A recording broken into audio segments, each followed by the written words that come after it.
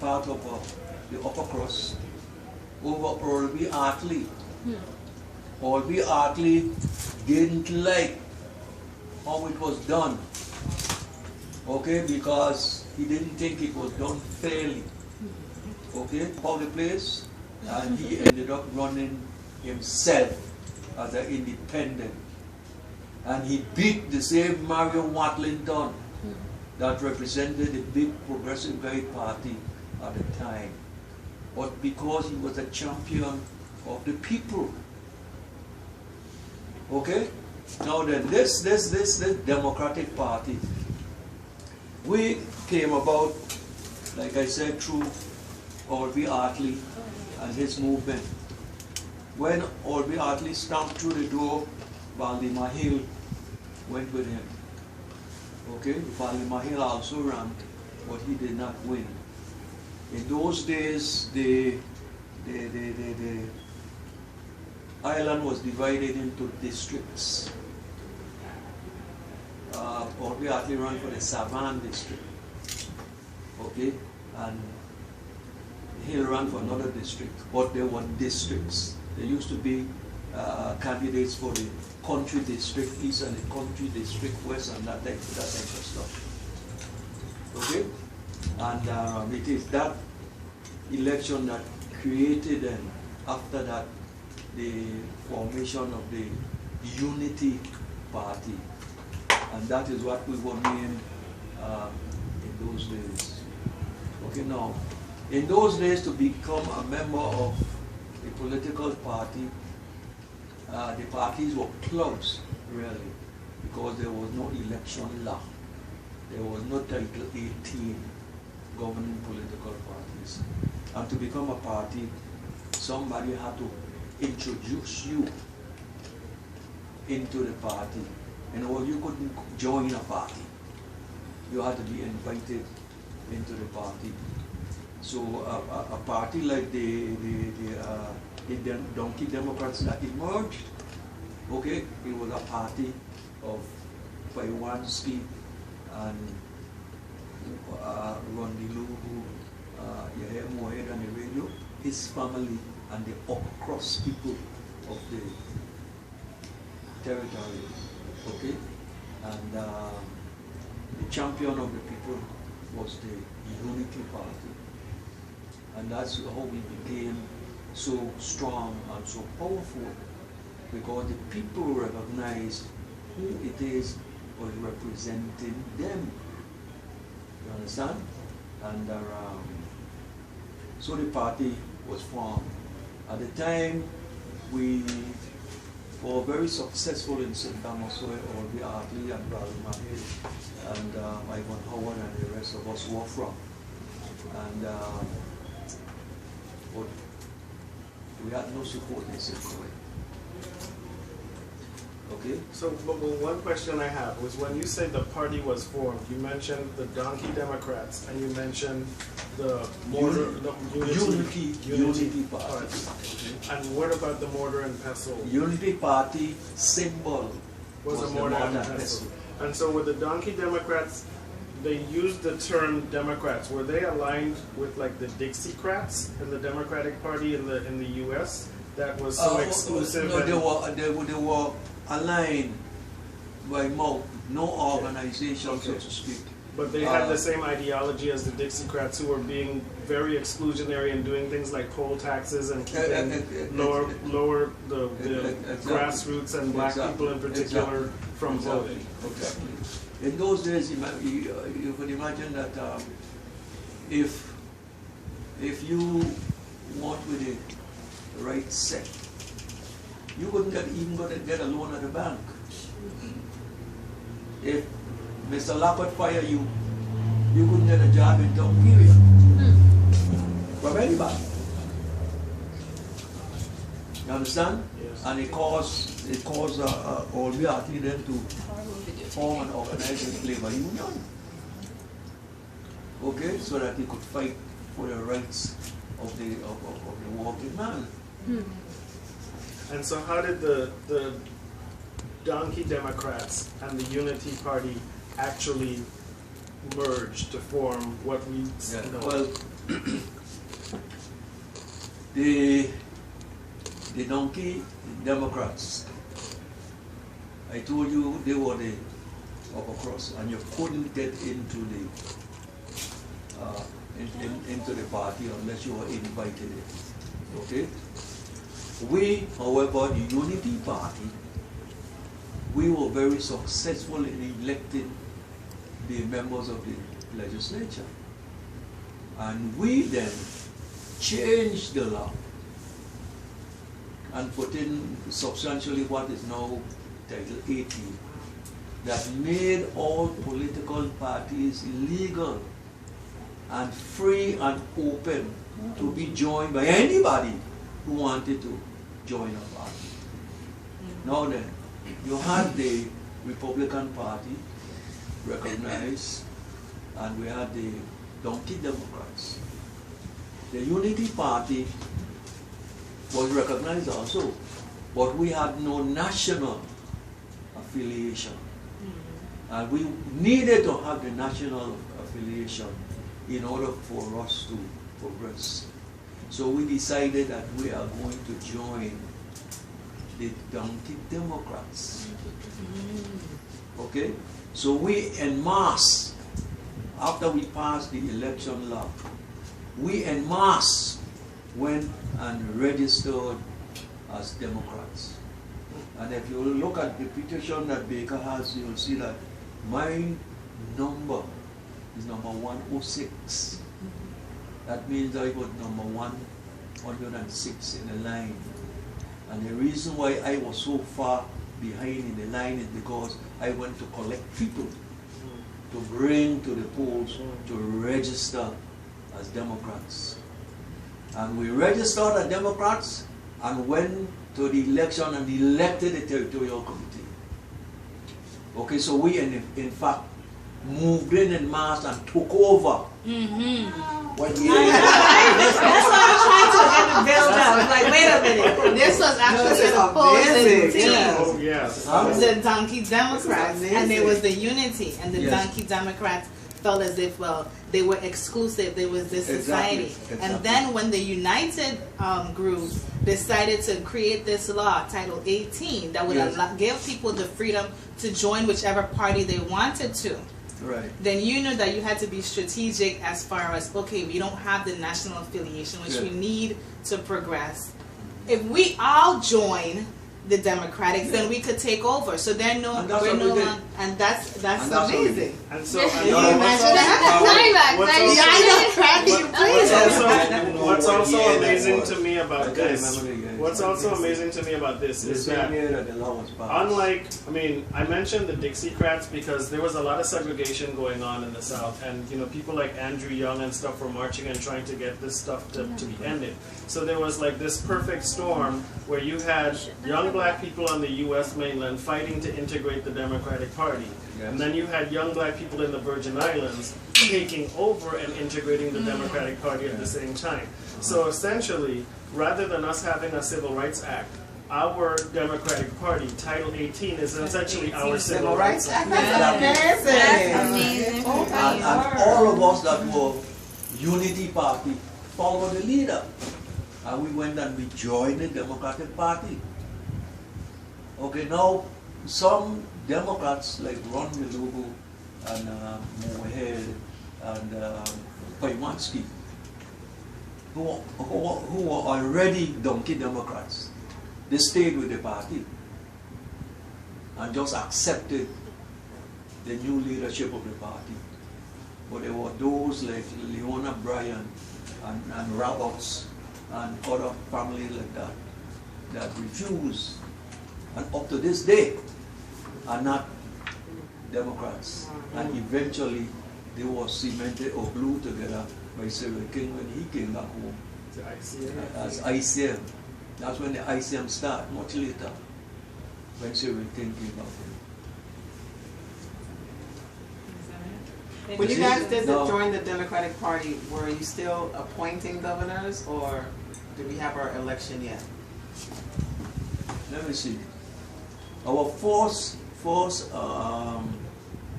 elected governor was was Melvin Evans, right? And we played a very significant role in electing Melvin Evans. And he was replacing Cyril Kane. Was it Cyril Kane? Was it Paiwanski? I don't know. Paiwanski was appointed by JFK. Paiwanski was appointed, yes. Yeah, and was the first elected. Yeah, so he was replacing Paiwanski.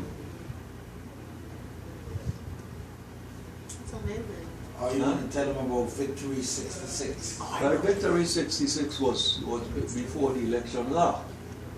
Okay, and that's when the Unity Party was very strong in St. Thomas. And so the Republicans and the Donkey Democrats joined together and called themselves Victory 66 to try to defeat the Unity Party. But we won all the seats. Wow. And so how did St. Croix get brought into the fold of the Democratic Party? Since their history is a bit different. So we recognize that the legislature being composed of people from the two districts, that we have to make inroads into St. Croix. Orby Hartley was the editor of a newspaper, and he had a compadre in St. Croix who was the editor of a newspaper over there. Both of them fighting for the same grassroots type thing, I think his name, we had Mr. Carroll, and I forget what the other fellow's name was. It's in the booklet that you have. His name is in the booklet that you have. Yeah. You mean the calendar? Huh? This one? This one? No. The booklet, that the calendar. That The calendar. Oh, the calendar. The Okay. calendar, yeah. I forgot his name. I can see his face in front of me now. Okay? And we inspire them to do what they can over there. It was rocky going because we weren't well received in St. Croix. Whenever we go to St. Croix, we will be wrapped and stoned. Wow. Yeah. That's That's how it is. I mean, yeah, you come over there to campaign.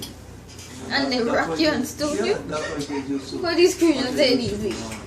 These Christians But why ain't They was still aren't. the makeup there different? Why were they doing that? Was Christians they ain't that Huh? nice. a different race base? So who was more powerful in St. Croix that they would have that kind of Let's not do it again. Shit there. I don't understand. No, you were saying that in St. Croix they were not very welcoming when No, you came. no. It's because the uppity class that Oh. comprise the Donkey Democrats. But mostly out of St. Croix. Oh, really? So, Oh. Yeah, but they have royal families in St. Croix. Royal families in St. Croix, man. okay. So, So- I thought that And the royal Donkey families. Democrats. So, look, I thought the Donkey Democrats was based in St. Thomas, but they were actually out of St. Most of them Croix. was from St. Croix. Wow. mostly. Wow. And then these royal high class people would stone you? No. But they have their people to do it. Right. They have their people to do it. Wow. Sure. That's like the citizens' councils down south. The rich white people would sit back home and they would hire the Klansmen to go out and do the dirty work. Exactly. It's like In we a have the box, same yeah. kind of thing going on here.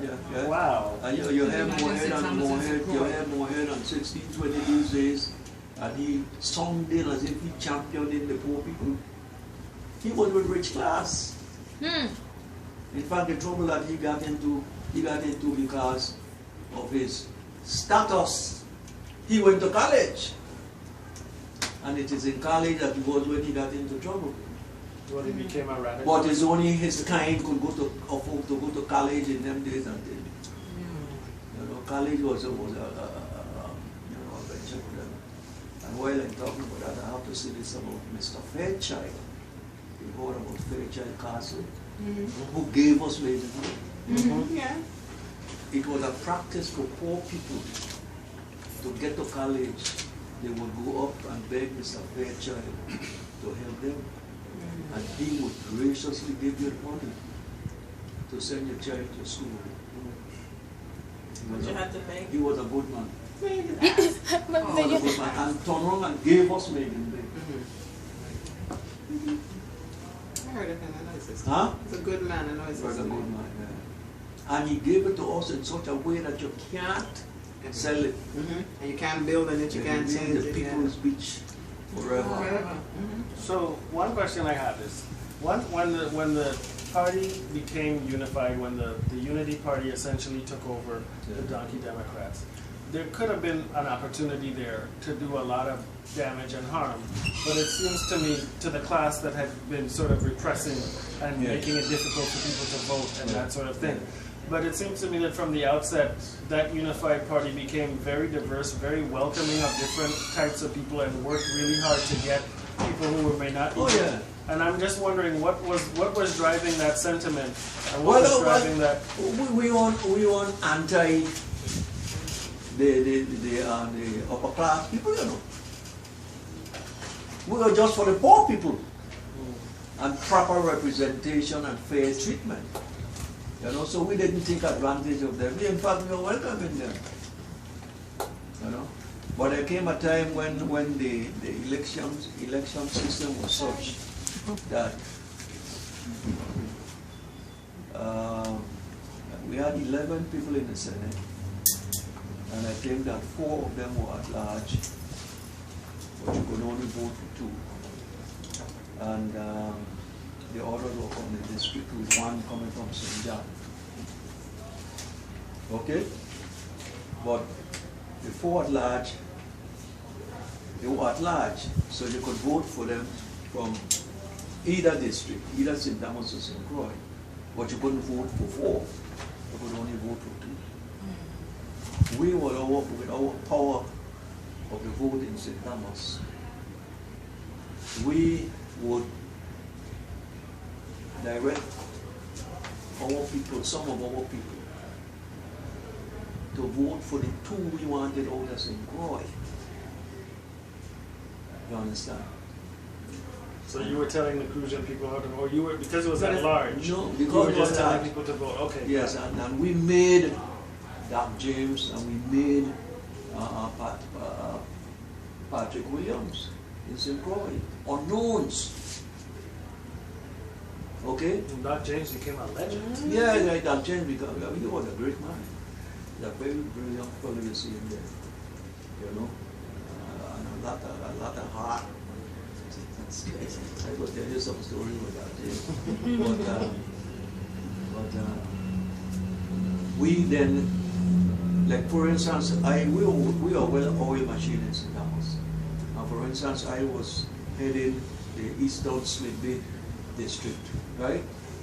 And we sat down and we figured out that out of my district, we needed to get 200 votes.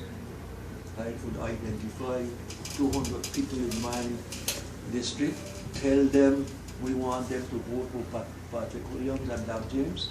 And when they come in at the election, you get 200. Wow. I mean, that's Inspired. That's how our machine was. We are very well oiled and know what it is we are doing. Okay, and so we won the election. Okay, we took a fellow named Ariel Diaz in St. Croix, and we beat Ronnie Lugo, who was there, the head of that ticket, and we beat Ronnie Lugo with Ariel Diaz, who was a basic unknown, but because of the, you know, and we had a leader in Orby Hartley who would tell you, don't vote for me. Don't vote for me. Vote for him. It is like, see, it's not like we have here, like I spoke to Graham just a couple of days ago. We elected 6 to this legislature. We did not elect Justin Harrigan, right? But our leading candidate got about 3,000 votes more than Justin Harrigan. That's ridiculous. He should have carried Justin in the legislature with him. And that's what we would have done, and that's what Orby Hartley did. So how does it make you feel, like, being in the now of politics and knowing, how does it make you feel being in the current phases of politics now, and knowing what your group stood for, knowing what your club stood for, how hard you had to work coming up, seeing where politics and the Democratic Party came from basically birthing it here in the Virgin Islands and seeing what it has become now. How does that make you feel? I don't feel good about it at all. And Baker and Winston will tell you I complain about it every day. But the basic problem isn't people. People are going to be people, regardless of what. You understand? You can't expect to put a man in a certain circumstance and he won't come out any different than the circumstances dictate. That is so true. Our law, our election law now needs to change. Policy and procedure. See what it is happens. We are going to a primary now and we are going to come up with 7 candidates for the Senate. Okay? We call ourselves having a slate. Okay? But when they go to the general election, they have to run against one another. Now, how can you build unity if you have to run against one another? Exactly. In fact, from now, they recognize it already. So you find that right now, Payne isn't going to be too friendly with Millen, and Millen ain't going to be too friendly with, because they're going to have to run against one another. But that You understand? And then it also fosters alignment and all kind of behind the scenes pact and agreement with non-democrats. Yes. Because people are going to line up with who they think can get them into office. Exactly. And then once they get in, they Yeah. suddenly have to become friends again. Yeah. But it makes it doesn't harder happen. for them It to makes become friends prostitutes. It afterwards. makes prostitutes out of them. I heard when you first started talking about the districting that there was a 7 district Yeah. and there was an Eastern district. Yeah. When did that change? Because I hear you talk about districting now and how it is important Yes. to change the election law. When did that change? Remember he was talking about the revolution in the United States with Andrew Young, and then that's what started with that. By associating with the Democratic Party nationally went through some changes. And in fact, I was present at the convention when Andrew Young and the boys came up from down south, okay, with their delegation and demanded that they be seated. So you had 2 delegations from their 8 district. One white, lily white, Wow. and the other black, jet black. And the Democratic Party then had to face what the music was. You understand? So revolution or changes began in the Democratic Party. It ended up in the courts of in the Supreme Court that then came down with the 1 man, 1 vote rule. Okay? So we down here had a system wherein there was 1 senator from St. John, while there were only 800 people. Okay? And 5 from St. Thomas, where you had 10,000 people. Well, that he doesn't equate. And that's why St. John lost their individual seat. Not because of the politics locally, but because the federal assessor. So we have to reapportion. Okay, now we made a big mistake in the reapportionment because we separated St. Thomas and St. Croix by having 7 from St. it was 5 from St. Croix and 5 from St. Thomas. Okay, and 1 at large. But we put in the caveat that the at large must come from St. John, in order that St. John could have some kind of representation. How do you expect to change the law now that it's been so fixed Well, for so long? it is very difficult. New aspiring candidates always promise us that they will work and change in the law when they're elected. But after they get elected now, it's a different story. Because changing the law means you must go to something else. Okay? And the something else might cause them to lose their seat.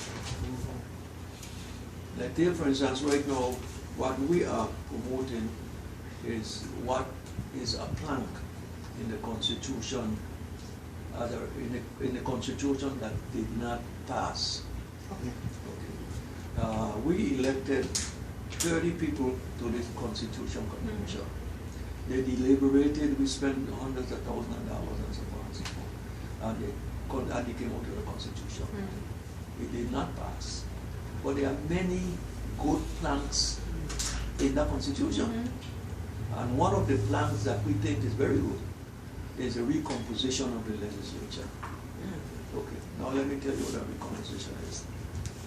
That recomposition calls for legislation to still be 15 members. Okay?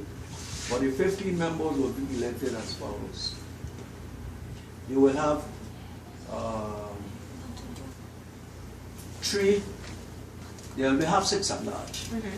3 must reside on St. Thomas, and 3 must reside on St. Croix. But there are 6 at large. See, we get to vote for the St. Croix senators. Yeah, at large. Okay, so the three at large coming up to St. Croix has got to get votes from the people in St. Thomas. And the ones from St. Thomas will get votes from. Okay, you can see them are coming, they are coming together. So now you have to come together. Now you have to come together. St. Croix would be divided into 2 districts. Okay, I didn't say east and say west. The law doesn't say that. The law says 2 districts. 2 senators from the district of St. Croix, from the one district, and 2 from the other district, making 4 district senators of the St. Croix. Okay, but 2 from one district and 2 from another. So they don't compete against each other. They don't you see in the picture, they would not be competing against each other. Okay? Now you have a party that's going to be coming together. Okay, because they all have to go to the general election. And the general election is the population voted. So they will work together to help elect each other. I need you, you need me. You understand how it goes? Okay. The same thing is true, would be true in St. Thomas. St. Thomas will have 2 districts with 2 senators from the one district and 2 senators from the other district. Okay? And then St. John would be a district by itself. Like this, so they don't have one representative. Yes. But that is possible now because the equation. Now then,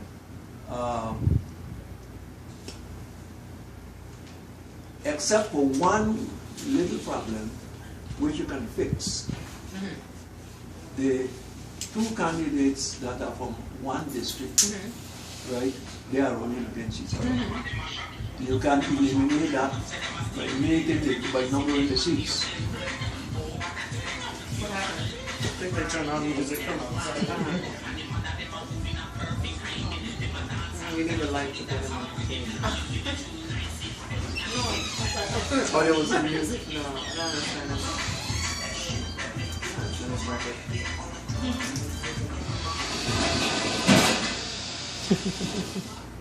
So that's 1, 2, 3, 4, 5, 6, 7, 8. That's 15. Yeah. It's 7 and then the from 6 and then 7 the 1. from, yes. Okay. Now then, the 2 running in one district, they are running against each other. But all you have to do is number those seats. Seat number 1 and seat number 2. Okay, and then you won't be running against each other anymore. What will it take? Because you said the senators go in, they make promises about election reform, and I've heard these promises myself. And then they get elected, and then they completely ignore because they still want to win. How do you change that in every individual person? Well, that's the problem. An individual personality is a human being is going to be that way. But I have a question. You were talking about going back when candidates would say, listen, it was strategic. You weren't trying to get the most votes. No. You were trying to get in the candidates who you wanted to represent you. Exactly. So you said, I only need X amount of votes. If you think if I feel like I've secured those votes, I would encourage beyond my requirements to vote for the next person. And you're saying that today, which I think is what happened in the most recent election, Clifford Graham had he was like way, he had more than thousands more than the next twice, much more. So you're saying in this election, what just happened, there could have even without the law, could they have worked something out to say, well, I think I've already secured mine? It takes a noble personality Mm-hmm. and a personality that understands the power. Right. I spoke to him, like I said, 2 days ago, and I advised him already to bring others in the Senate with you, Mm-hmm. because it builds you power. Because Yes. they're loyal to you, they're going to work Yeah. with you, everybody working together. Hmm.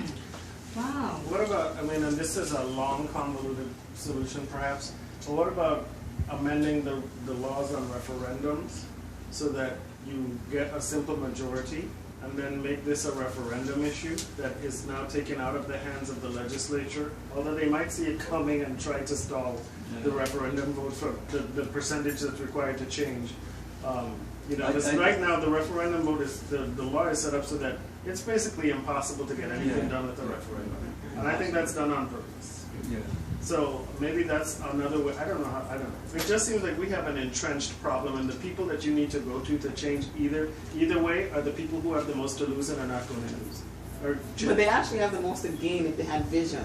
That's what I'm saying, because I don't feel like Yeah. someone would have to convince me or put some law in would place. say But you see, that's the I whole thing. understand. And one of the things that I am really disturbed by is that whether you're talking about the party or just our community, for some reason there is a real vacuum when it comes to people of character who run for office. Well, I'm glad you mentioned that, because I am very, very concerned about that.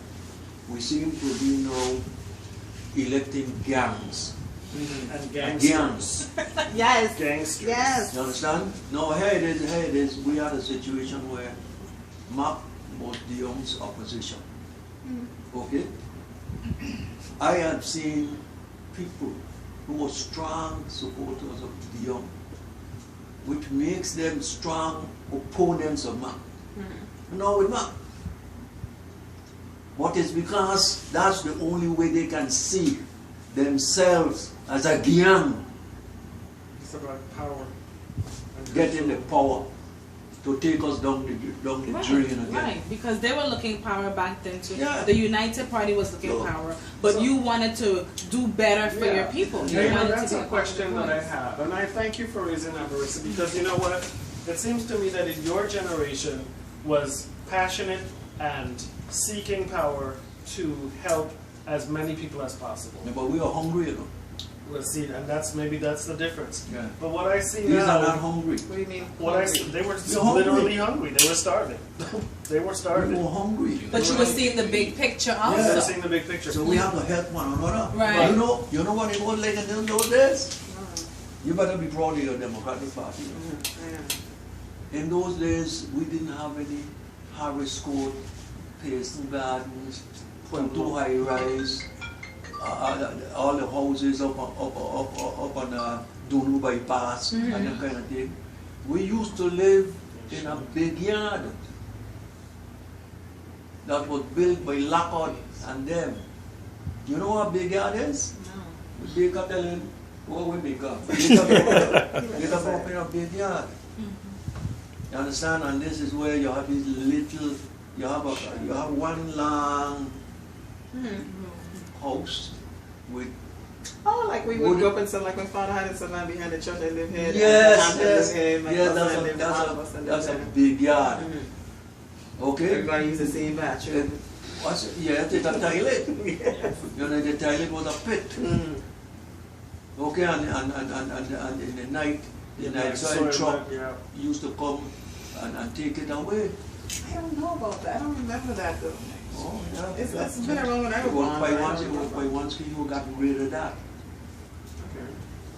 You understand? And we went into housing, providing housing for the people. The first set of houses that we built was down in Mahogany Estate. Okay, then we went into two, and we built houses out there and so forth, you know. So And it wasn't because we were without resources, you know. See how it goes. Yeah, Dudley's father was a lawyer. And Ben Bain, who was a friend of, who made friends with Orby Hartley, who was president of the legislature at the time. went into Dudley and said that he would like him to prepare the necessary papers because he want to buy all that acreage in Tutu, where old Tutu is. And he was buying it at $500 an acre. Doesn't tell him, you crazy to be paying so much money for the land, wow. Wilderness, and the bush. $500. And blah, blah, blah, blah, blah, blah. Just like tell them, listen, look, I'm the businessman, you're the lawyer, you just do what you want. I'm the man to do the thinking here. You don't do. I did. Okay, well, anyway, the transaction went through. But, and Tutu houses were built and so forth. But I want to point this out. Again, this stratus type thing. Christensen owned the land. That's who it is he was buying the land from. Christensen had a company named Christensen Construction. Christensen was sitting on the bank, the Virgin Islands Bank board. So he had access to the money. Christensen owned St. Thomas Lumber and Trading. What Tesla owned? Not a goddamn thing, but he had. But Christensen couldn't see it in him to do what it is Tesla did. Why he not no interest in the people? And that's where I was going with my question, because what I wanted to ask was, today now, you know, we have the house and we have all of the things that you mentioned, but we have leaders in this party and in the community in general who are willing to cut each other to shreds to get into these offices of these elected offices. When they get in there, it's not like they are being looked at to run for president. They're not being looked at to head up the UN. There's no global scale to what's going on here that would say somebody would fight and kill their neighbor and their brother man to get into these positions. So it seems to me that what they're fighting and killing each other for is to get in there so that they can line their pockets. Well, I think that's how it ends up. I believe that 90% of them have good intentions before they're elected. I think they honestly have good intentions before they elected. But geez, right after the elected man, the system throws them into prostitutes. And I guess that's the point I was trying to make, is that we have a system now. These islands are small, but there's a lot of money that's available in this place. A lot. And the issues now that you faced growing up are not about black and white and who lives where. People aren't hungry, like you said, anymore. No. So there's this big pot of money, whether you see it or not. By the time you get into office, you know, if you're governor or senator or whatever, some of these guys, they're getting into office and there's already a mahogany clock waiting for them in that office that's a gift from somebody. There's already a gold watch waiting for them from somebody. And once they accept that, it's like they are no longer the property of the people. The one fellow when he got in, I just remember how said he couldn't sit in a chair because somebody was sitting in it before. He had to throw it out. You're joking. He wants a new one. Wow. And so this is where ethics and character comes into play.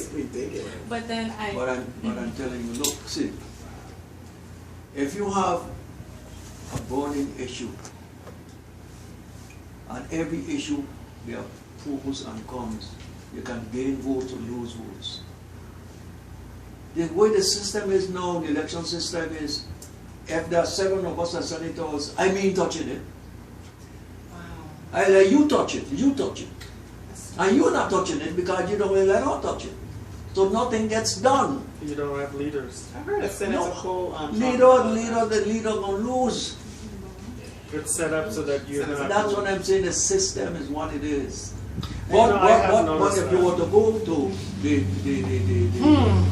what the Constitution proposed, that would disappear.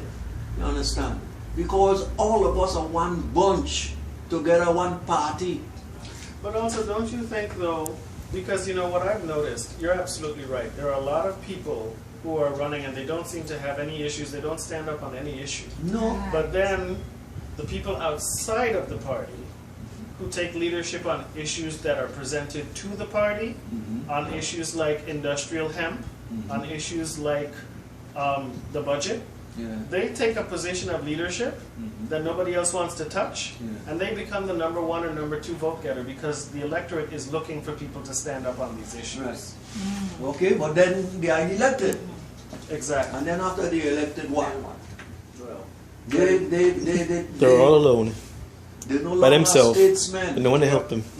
then they get caught up in that trap. They caught up in that Yeah, trap. Yeah, they got caught up in the trap. That's what I was thinking about, because just like you were saying, a lot of them come in with good intentions. Yes, ma'am. And then you come in and you want to do the right thing, but then everyone around you, you quickly realize, like, that's really not the way things are done around here. No.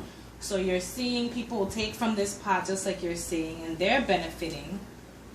You can do one of two things. You can make noise, which probably isn't going to get you anywhere, because now you're not going to be able to get any support to further things that you want to.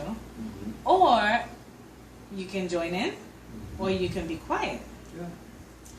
So then my question becomes, Mr. Callwood, as somebody who has seen the gamut and been involved on the ground from the onset, for young people like us in an organization like this, in the party that we are members of at this point in time, what advice do you have, given all that we've discussed, for us to demonstrate leadership and try to rally unity and try to get young people involved in this process? They're getting the young people in so easy. You know, and I was listening to you You're telling us. and Andrea talk, right? And you are both right. Regarding The membership. oh, You are both right. Because we do this, we did the same thing now. In that we had our unity party, but then everybody come to our unity party meeting. But when we got a food sale, we know we could get Miss Mandat to cook the red soup, and the other one to cook the stew mutton, and they are loyal followers, but they are not come to meeting type people. yeah. Understand? So there's a lot of merit in what it is Andrea was saying, okay? But nevertheless, you are also correct if you can get what it is you have in mind, if you can accomplish that too, because you need the people who will come to meetings as well, okay? I am very concerned that the young people are not tuned in, and when they turn off politics, they don't recognize that they're turning it off on themselves. Yes, but Mr. Callwood, I think that has to do with a lot. The way how you're talking here, you're opening up a whole new thinking. No one talks about strategic elections anymore. So what people think are that politicians, they're in there, they're for themselves, nobody has a backbone. I was watching a hearing the other day on the legislature, and you can tell it was like people are not speaking freely. You could literally tell it was like, you know, the senators are asking certain questions, and you can tell they're like, well, I would like, but, you know, they said we don't have any money, so we can't, you know, and you could just tell that the people weren't speaking from their heart. So you feel like you're being conned, and people don't want to listen because they feel like even by listening to you, I'm just a pawn for you. No one believes in this. When people talk about strategic thinking and saying, listen, I know that you want a better tomorrow. I want a better tomorrow too. If we work together, we can accomplish it. We don't need every single vote on this island. We only need X amount, and once we could secure that, you know, we have our friends, we have our family, we have the people who know our, you know, I'll try to help you, you try to help me, and we get in, and then we know that there are good core people in there, and then people want to be invested. But I don't want to hear anything from people that I know are just trying to use me today, and then tomorrow they're looking down on me. And character is a serious problem. Very serious. And it spreads through the government too. It starts there, but then it comes through the government because then the commissioners act like that, the assistant commissioners, and then everybody goes, well, it's a divide and conquer. What are you going to do? That's such and such. And everyone has such a defeated demeanor around here. It's sad and it's scary because... And in addition to it, though, that scary, what you're talking about, the defeatist mentality is so important because it's one thing to inspire people and tell them, look, your voice needs to be heard. But if people in their back of their minds are fearful that if they speak up, even in numbers, there's going to be retribution that they're going to have to pay for. They might lose their job. Somebody they're related to might lose their job. That's the kind of intimidation that keeps people, even those people that you're looking at on the TV who are talking around the issue, they're doing it not necessarily because they are disingenuous, but because they're trying to hold on to something that's valuable to them, like their job. My mom just told me that. Even when you get people, even when you get people, like my fear, to be honest with you, is once I convince somebody to join the Young Democrats and say, you know what, unless you get your voice heard, it's not going to be, the issues that are important to you aren't going to be out there. And I get that person to come in, and I get 100 or 200 people to come in, and they start talking. And then the claws and the daggers come out from the people who don't want to hear this, and they start swiping and slashing, and people start bleeding and losing their jobs. What do you do then? Well, my mom just told me... Well, you get strategic. My mom just told me... And one of the things that I think needs to be done, and this is a long-term plan, but one of the things I think needs to be done is we need to have a private sector that's strengthened as well. We need to have young people in entrepreneurial positions owning their own businesses so that when things get hot in government, they have some place to run to. Well, we don't have that right now. You know, what I was thinking is that, just the other day, last time I went to a breakfast meeting, I made some comments to a person who was running for office. And shortly after that, I got a call from my mother.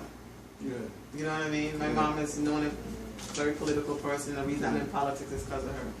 And what she said to me was that she had heard, and that I need to be careful because she over here working and she wants to stress on her job. I was shocked. My mother told me that.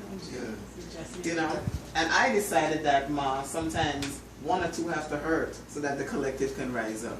And I said, I can't keep my mouth shut. If you lose your job, Ma, you've been working 60-something years, you got a house, home, go home, Let's work on something else, That's what I think really needs to be stated. That fearlessness that the Horace them had when they come into the Unity Party and they're like, okay, we all eating the same bowl of rice, ain't got no real issue, but we got rice.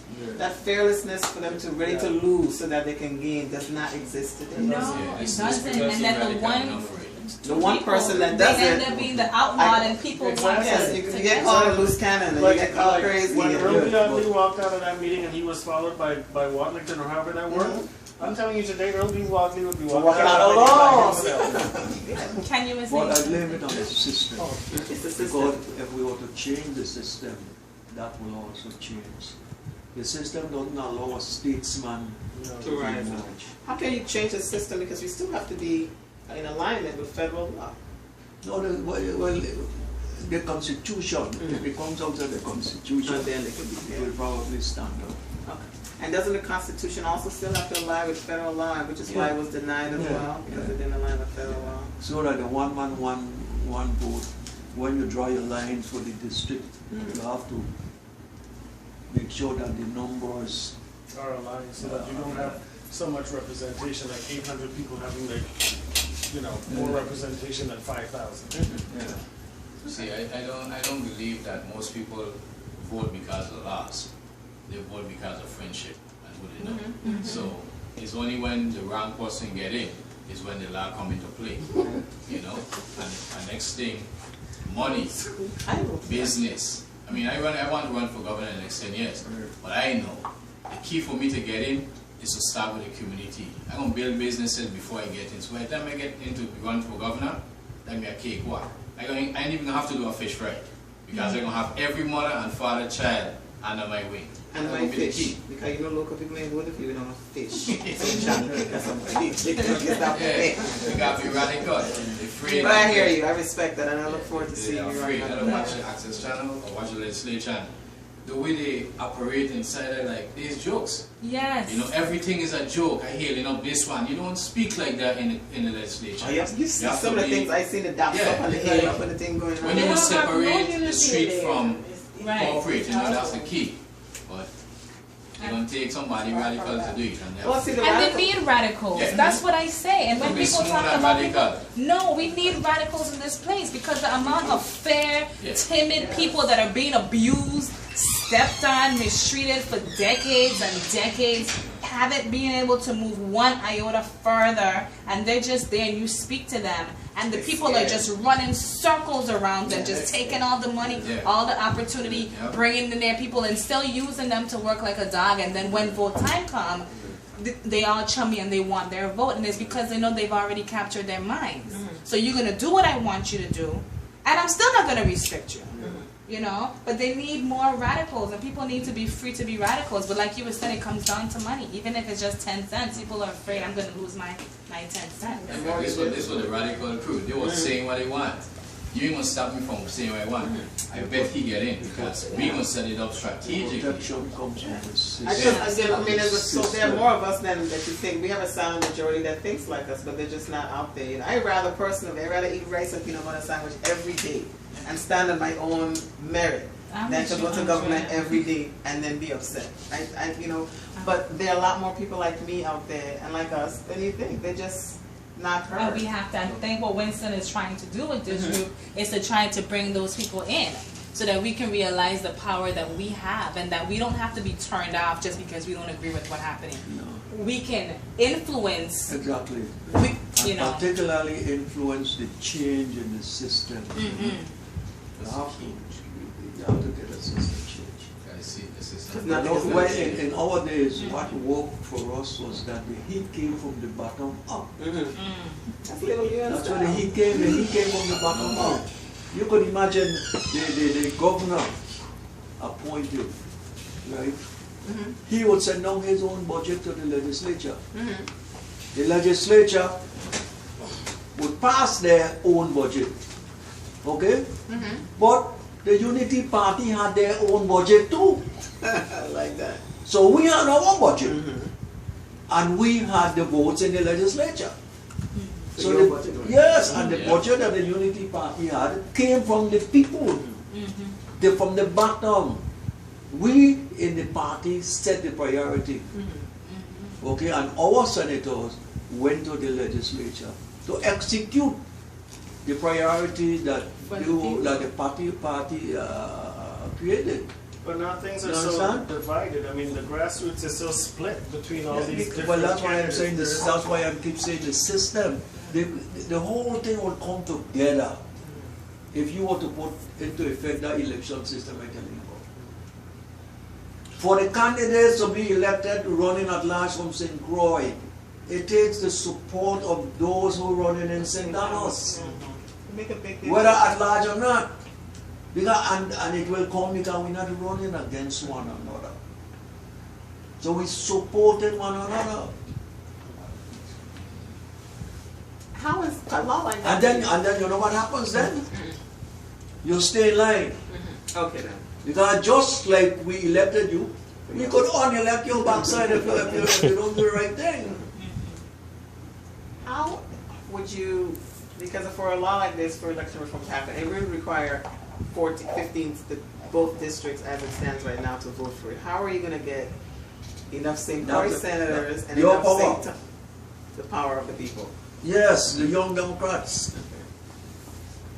You have to fearlessly threaten that you're going to vote one way.